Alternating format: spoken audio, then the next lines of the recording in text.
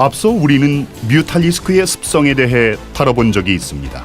몸속에 공존하는 쐐기벌레를 입으로 배변하는 변태스러운 독특한 특성을 가진 생물체가 바로 뮤탈리스크였죠. 변이를 뜻하는 뮤타에 전미사 리스크를 붙인 이름에서 드러나듯 뮤탈리스크는 겪는 환경과 경험에 따라 전혀 다른 모습으로 진화합니다.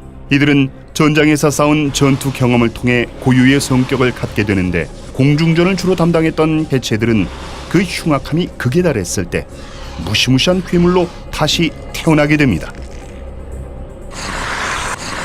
하늘의 포식자 디바우로입니다. 지구의 홍합과 같은 외형에서 드러나듯 디바우로는 단단한 외골격을 갖추어 뮤탈리스크 때와는 비교할 수 없는 강력한 맷집을 자랑합니다.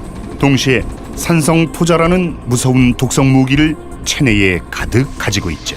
이 산성포자에 적중당한 사냥감은 모든 행동 속도가 느려져 거대한 입으로 천천히 자신을 집어삼키는 디바우로의 먹이가 될 수밖에 없습니다. 그러나 공중전을 담당했던 전생의 기억 때문인지 디바우로의 시야는 공중에만 머무르는 습성이 있어 지상의 적들에겐 의외로 무력한 모습을 보여줍니다.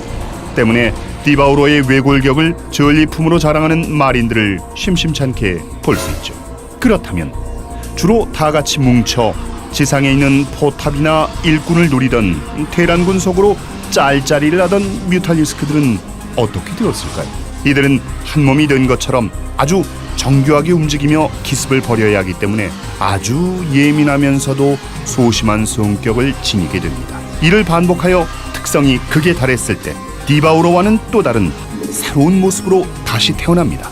한때 테란 프로토스 연합의 지대공 방어선을 초토화시켰던 그 생명체 가디언입니다. 지구의 해양 갑각류인 꽃게와 아주 비슷한 모습을 하고 있는 가디언은 이동 하나에도 지레 겁을 먹고 늘 천천히 이동합니다.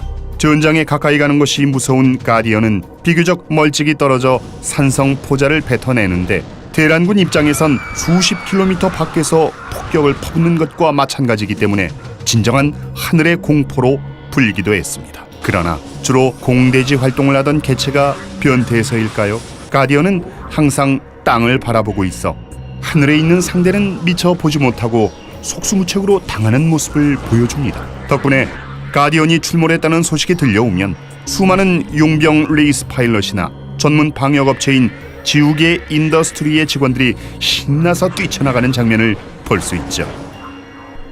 어허, 마침 보기 드문 장면을 포착했습니다. 외부 공격에 취약한 이 시기를 놓치지 않고 수많은 레이스 파일럿들이 뛰쳐나갑니다.